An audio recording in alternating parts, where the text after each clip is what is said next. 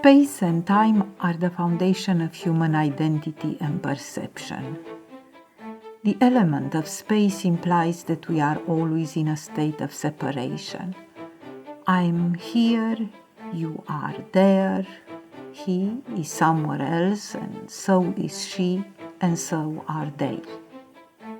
But time separates us too. Time is linear and fragmented in years and days and hours, in good years and bad years, in years you want to keep and years you want to cast away. Yet, when we connect time and space, these two elements that separate us, all of a sudden become one wide, beautifully colored, fascinating tapestry. Its mysterious texture comes from the way each thread is guided in time and through space by an unspeakably tender hand and placed beside another thread and carried by 100 others. One good year in time was 1990 when Intel and PCC combined their efforts and expertise and started a training program for the company's newly hired workforce. David Hatta was the PCC instructor entrusted with the responsibility of curriculum development and of the approval process of what later became the AAS degree in Microelectronics Technology, or MT. I am certain that when growing up in a small farming community in central Washington, as a child of a family rooted in a far corner of Japan, David had no idea that his passion for new technologies and old school teaching would generate one day such a great gift for PCC and for our local community as the MT program is today. Just like Andy Grove, one of the three founders of Intel Corporation, who must have had no idea of his future immense professional success when he started his education in Hungary years before he moved to the US. And yet, he will be forever known as the successful scientist, the first COO and the third hired employee of what has become the largest semiconductor chip manufacturer in the world. Coincidentally, 1990 is also the year when I landed on American soil, coming from a legendary place of old Europe, known to many because of the resonance of its name, Transylvania.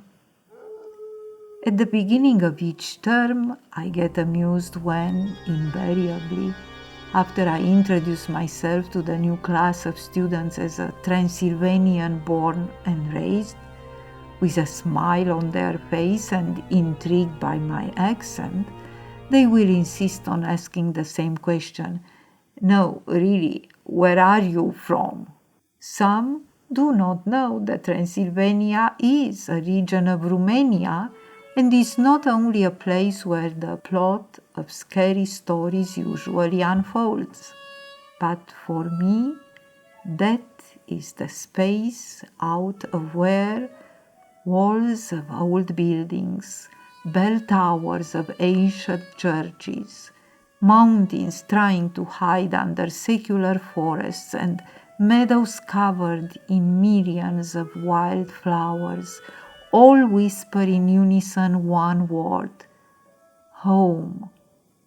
Little did I know that a few years later, as soon as I finished my graduate studies at Purdue University in Indiana, my thread, just temporarily hosted in the Midwest, will arrive at its new destination, found far away across the country in Portland, Oregon, where soon thereafter I was hired by the college and became David's department colleague.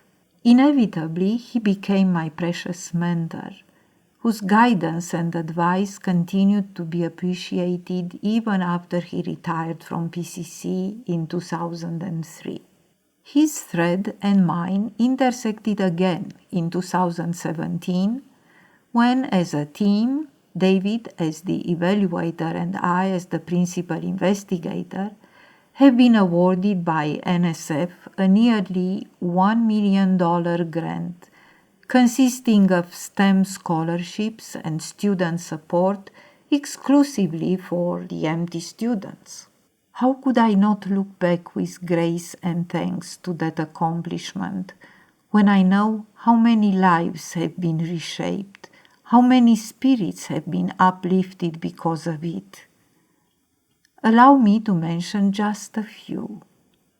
Tech was born, raised, and tried to make the most of his first 19 years of life somewhere in the lost mountains of Nepal, in a Beldanji camp for refugees from Bhutan.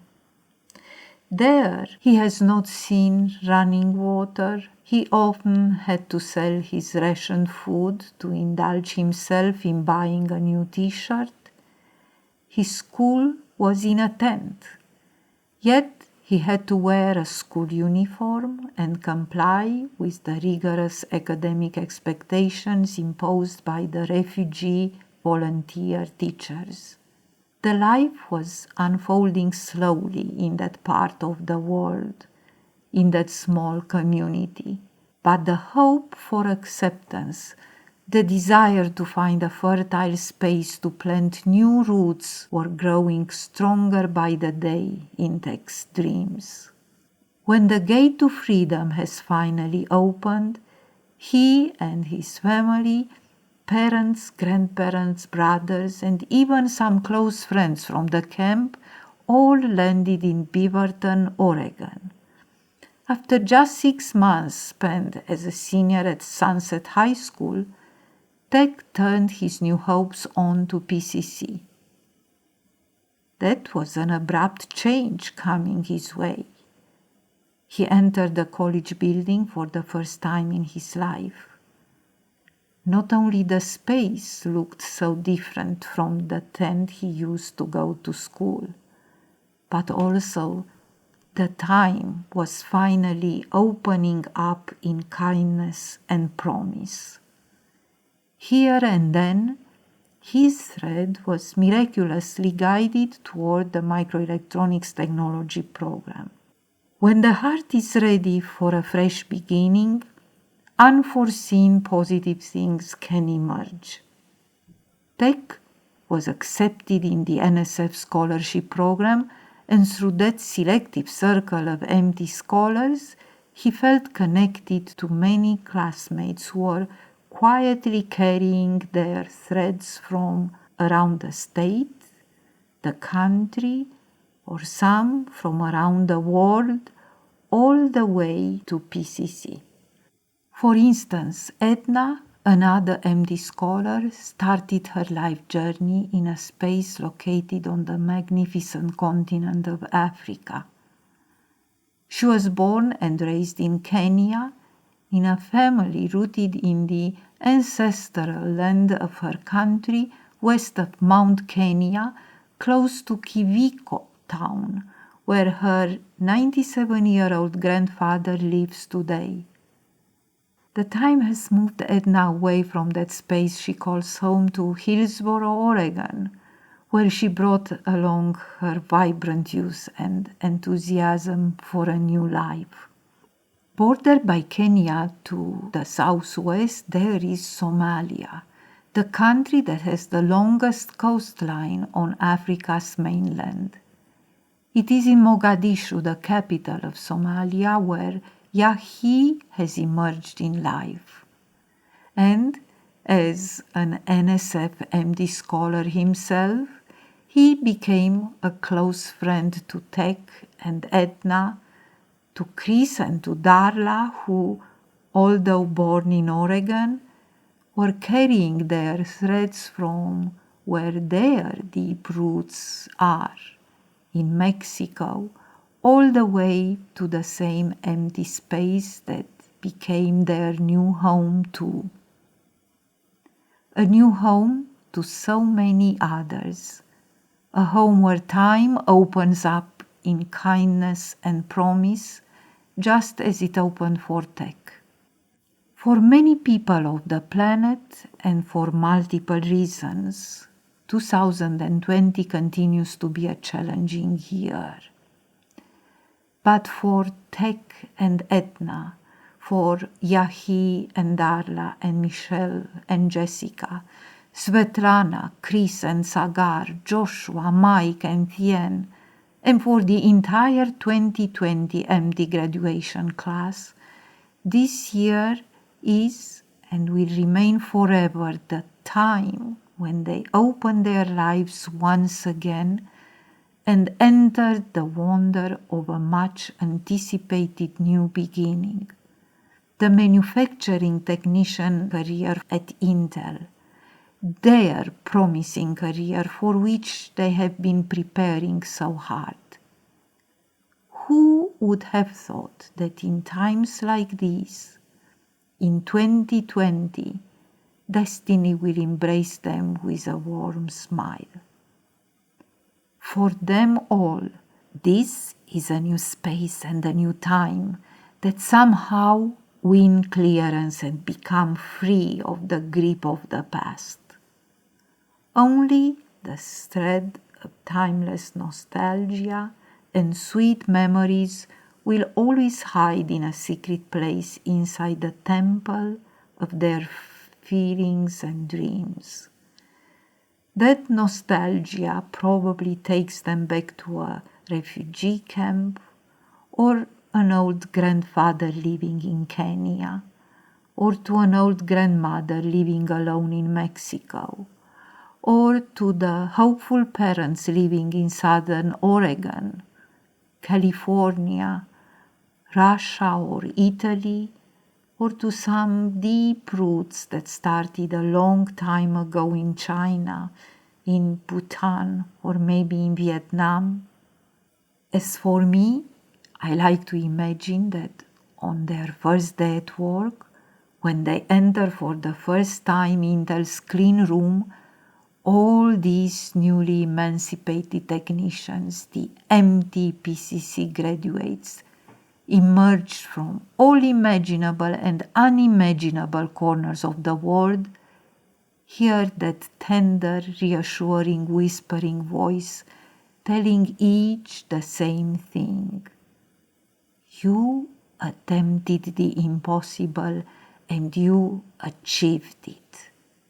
I am Dorina Cornea, one of the many threads in this beautifully colored, fascinating tapestry of microelectronics technology at PCC Rock Creek. I was hired by the college to teach the subject of electronics, but time has taught me, such an inexperienced pupil, that being an instructor to my students means much more than knowing how to troubleshoot even the most complex electronic circuits. It means a perennial work in progress, a perpetual drawing from a deep well of caring and emotions that somehow enable me to reach out to students in need, people who try fiercely to escape a complicated past or an unfriendly world. It means an eternally renewed hope that the unknown between us might blossom into the discovery of a new, brighter beginning for them. It also means respect and reverence toward those who carried me in time and placed me so kindly in this space where I am now, where we can gently carry each other because, yes, that is what we are meant to do.